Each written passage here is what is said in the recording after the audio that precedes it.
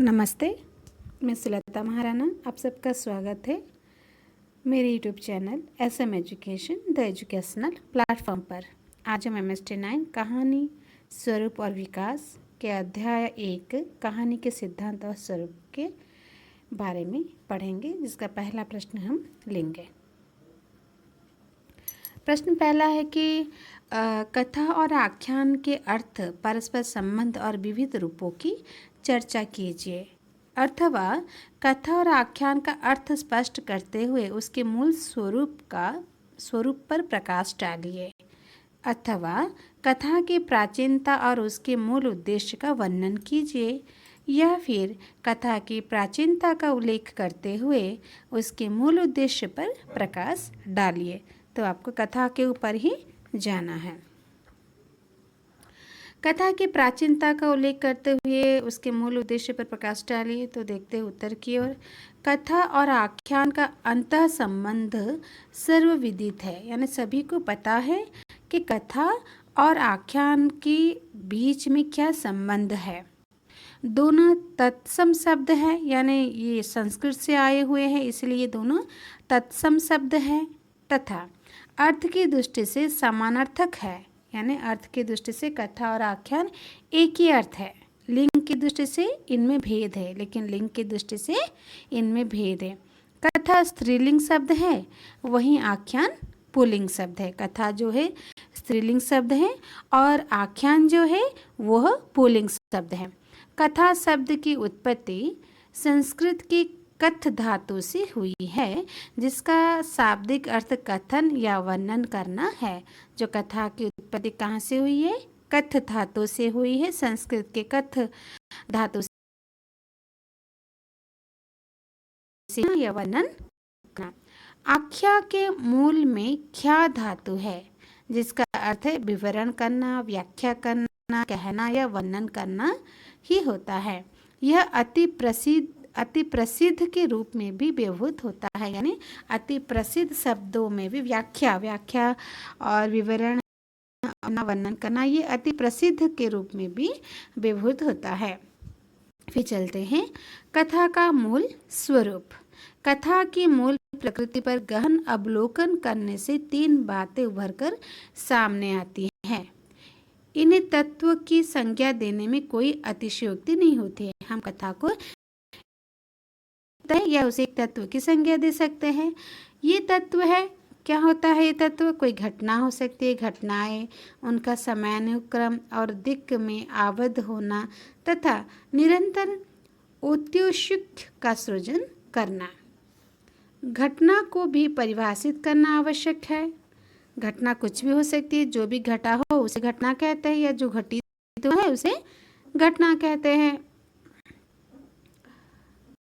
जो घटित होता है उसे घटना कहते हैं। घट से घटित शब्द बना है, जिसमें निर्मित का भी बनने वाला भाव है। घटना में आकस्मिकता, संयोग और अप्रत्याशित होने के तत्व होते हैं, यानी अचानक हो गया हो या कोई संयोग से हो गया हो, या जो अप्रत्याशित यानी जो ना चाहा अनदेखा हो, ऐसी चीज़ें भी हो सकते हैं घटना में। उदाहरण के लिए भूकंप, वायु दुर्घटना या 2 देशों के बीच युद्ध छिड़ जाना। घटनाएं सुखद भी हो सकती हैं, जैसे किसी का खोया पुत्र अचानक मिल जाना, किसी दरिद्र के नाम लॉटरी निकल आना, वायुयान दुर्घटना में किसी का बच जाना, या किसी देश का लंबी गुलामी के बाद स्वतंत्र हो जाना आदि। कथा में नियोजित घटनाओं का कौतूहलवर्धक होना भी कथा के लिए जरूरी होता है। कौतूहलवर्धक यानी थोड़ा सा हंसी मजाक भी होना चाहिए उसमें, अन्यथा श्रोता में कथा सुनने की रुचि नहीं रह पाएगी। तो कथा में ये सारी चीज़ें भी होनी चाहिए। मनुष्य के जीवन में घटनाएं भी घटती है, पर वे विरल होती है, कभी कभी घटती है। जीवन में प्रमुखता कार्य व्यापारों की होती है, यानी काम की होती है। जो प्रमुखता होती है कार्य व्यापारों की होती है, घटनाओं की नहीं होती है। सारा जीवन सुबह से शाम तक आदमी कर्म व्यस्त रहता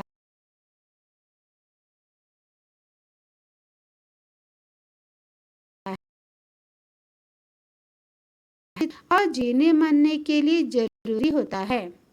जीवन मूल आधार कर्म है। कर्म ही जीवन का मूल आधार होता है। संस्कृत की यह उक्ति प्रसिद्ध है, कर्म प्रधान विश्व करी राखा।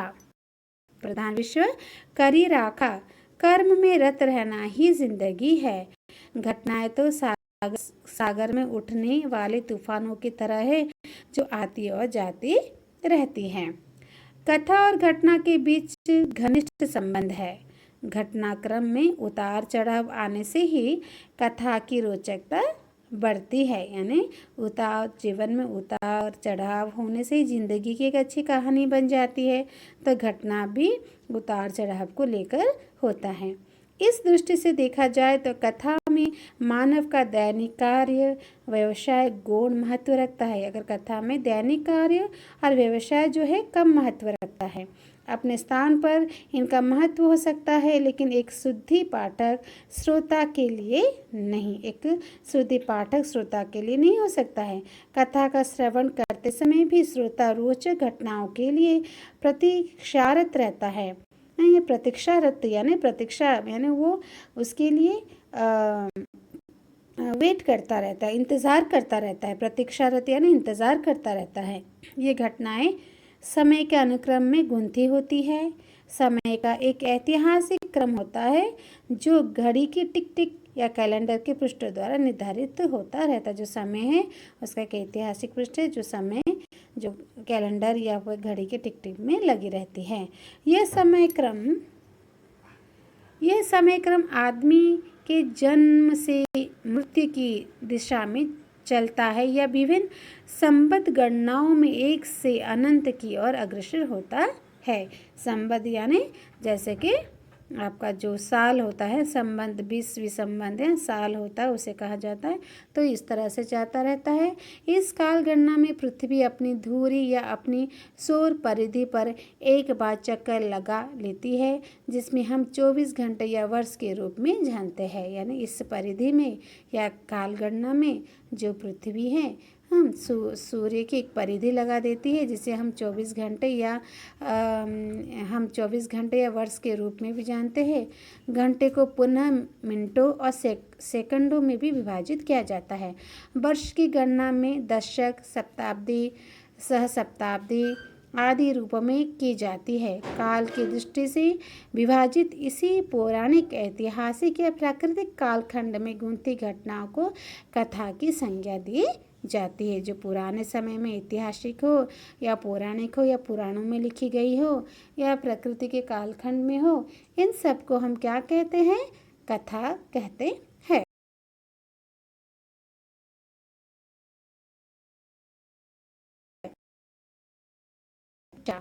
दृष्टिकोण, क्षेत्र, स्थान आदि पर कथा का दिक् मानव अनुभव की सीमाओं को स्वीकार नहीं करता है। बच्चों की कथाओं में हमारी पृथ्वी के जाने पहचाने स्थान ही नहीं, अनजानी जगह भी, यहाँ तक कि बालक के कल्पित लोक भी घटना स्थल के रूप में आती है, पर उनकी कोई पहचान नहीं होती।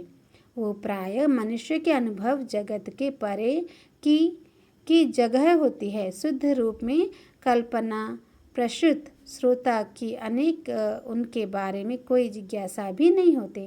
कथा में दिक् की कमतर है, यानी श्रोता के लिए तो इसका महत्व नहीं है, लेकिन एक कथाकार के लिए दिक् का बड़ा ही महत्व है। दिक् का अर्थ यहाँ पर दिशा आता है, दृष्टिकोण आता है, क्षेत्र आता है, स्थान भी आता है। कौतूहल पैदा करने वाली घटनाओं की कथा में अनिवार्यता है। हाँ, घटनाओं में कथा अनिवार्यता है। अपेक्षा की जाती है कि घटनाओं में अप्रत्याशित होने के साथ साथ नवीनता का पुट भी होना चाहिए। हाँ, अप्रत्याशित यानी जो प्रत्याशित है ना, आप सामने देखते हो, अप्रत्याशित है ना जो सामने नहीं देखते हो, उसके साथ साथ कुछ नया चीज़ भी होना चाहिए। श्रोताओं पाठकों की जिज्ञासा बनाए रखने के लिए यह आवश्यक है। यदि एक ही घटना बार बार दोहराई जाए तो कथा नहीं बनेगी। उनका सतत नया होते रहना जरूरी है। कथा में कहने और सुनने वाले की एक साथ उपस्थिति भी आवश्यक है। इसीलिए कथा की एक पहचान उसका मौखिक भी होना है।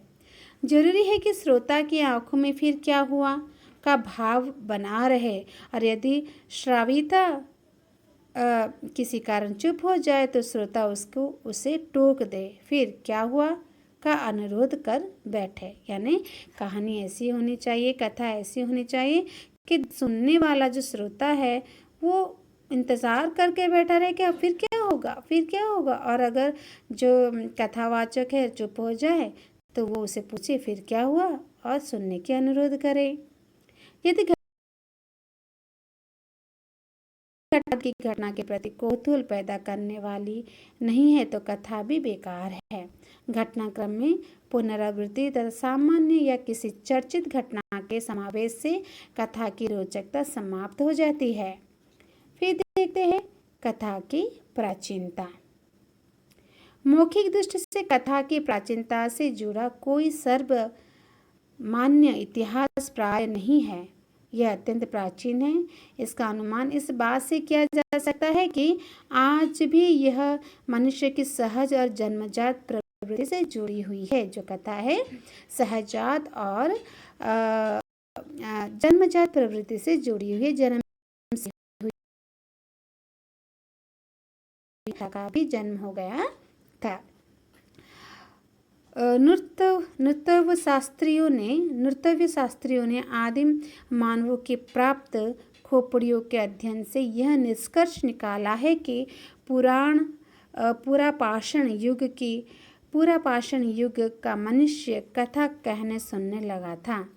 ऐसा प्रतीत होता है कि पूरे दिन वन्य पशुओं का शिकार करने के पश्चात आदि मानव जब रात्रि के समय हिंसक जंगली पशुओं से प्राण रक्षा के लिए अलाव के पास बैठकर दिन भर की घटनाओं को एक दूसरे से साझा करते होंगे, तो उन्हीं अनुभवों से कथा का जन्म हुआ होगा, है ना। जब आदि मानव हिंसक जंतुओं के शिकार करने के बाद रात में अपने से ग्रुप में जब बैठते थे, अपने जो टुगेदर होके बैठते थे और अपने दिन भर की बातें कहते थे एक दूसरे से, तब जाके कथा का उद्भव हुआ होगा। समय के साथ प्रत्यक्ष घटित इन घटनाओं में कल्पना का समावेश कर शिशुओं को मनोरंजन के लिए सुनाया जाने लगा होगा। इस प्रकार मनोरंजन के लिए वास्तविक घटना की अनिवार्यता समाप्त हो गई होगी। कोई बूढ़ा आदमी मानव बिना शिकार में गए अपने पूर्व अनुभवों को कल्पना की सहायता से नई नई कथा गढ़ लेने में महारत होता जा रहा हो, और इसी प्रकार कथा कहने की कला का विकास हो गया हो। इनसे जुड़ा कोई ऐतिहासिक साक्ष्य नहीं है, तथापि कथा का जन्म ऐसी ही परिस्थितियों में संभव हुआ होगा। तो ये ऐसे सोचा जाता है। कथा का मूल उद्देश्य क्या है? मनोरंजन से शुरू होकर कथा का फलक निरंतर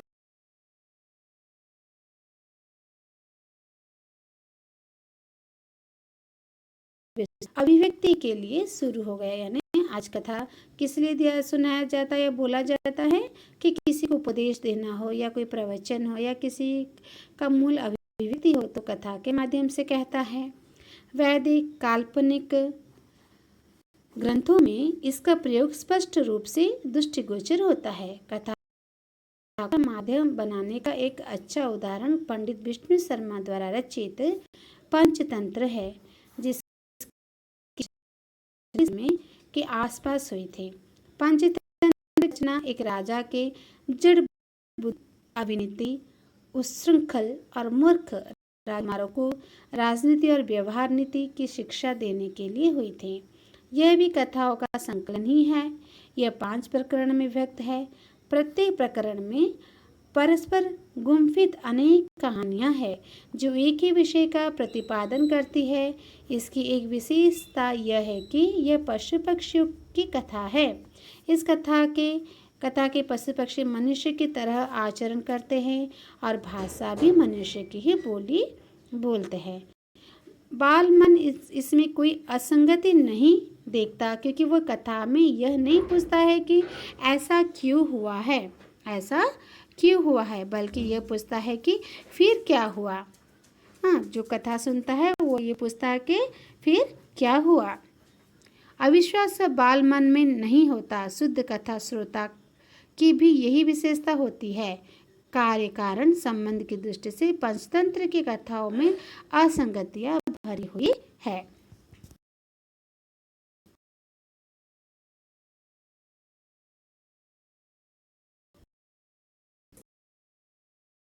प्रयोजन में निर्मित, यानी कोई भी कथा किसी न किसी प्रयोग में तो आती है। उसमें कथा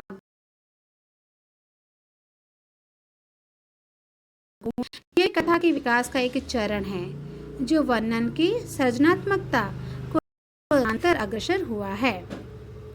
एक उल्लेखनीय तथ्य यह है कि पंचतंत्र में भाषिक सृजनात्मकता पैदा करने की कोई कोशिश नहीं दिखाई पड़ती है। कारण यह है कि यह केवल बच्चों के लिए निर्मित है, जिनकी भाषिक सृजनात्मकता में कोई रुचि नहीं होती है। पंचतंत्र से पहले संकलित जातक कथाओं में कथा सुनने वाले स्वयं भगवान बुद्ध हैं और श्रोता भिक्षुगण हैं। ये सारी कथाएं अलग अलग हैं। पंचतंत्र की कथाओं के मुख्य कथक विष्णु शर्मा और श्रोता कौन है? राजकुमार है। घटनाएं इतनी रोचक है कि राजकुमार आगे की कथा सुनने में अपने कौतूहल को रोक नहीं पाते। केंद्रीय कथा किसी पशु या पक्षी समुदाय की होती है, जिसके पात्र को कथक बनाकर परत दर परत अन्य कथाएं सुनाएं। उपदेश में बालों की रुचि बिल्कुल नहीं है और विष्णु शर्मा इसे अच्छी तरह जानते हैं। वे पशु पक्षियों से संबंध कथाओं को कौतूहल से भर देने की कला में माहिर है। पर इसके साथ ही वे उनमें शिक्षा के तत्व भर देने की कला में भी निपुणता है। 6 माह बीतने के उपरांत कथा पूर्ण हो जाती है, परंतु कथा में निहित राजनीतिक उपदेशों को राजकुमार हृदयंगम कर लेते हैं। कथाकार को कथा की उपयोगिता और महत्व का भान होता है। कथा के उत्तरोत्तर विकास में कथाकार के अनुभव जनित इस ज्ञान का अतिशय महत्व होता है। तो ये जो पाठ था कथा और आख्यान के बारे में था, जो कि बिल्कुल सहज है और इसमें कोई ऐसी चीज़ नहीं है जो आपको समझ में ना आए। एक चीज़ था दिक् का अर्थ होता है दिशा या दृष्टिकोण, क्षेत्र या स्थान। तो आप इसे समझ पाएंगे। कथा और आख्यान क्या होता है? ये कहानी होती है, कोई घटना होती है, घटनाओं को बताना, सुनाना। हाँ, यही परंपरा जो है कथा बन गई है। तो ये पहला प्रश्न था आपको कथा और आख्यान के बारे में।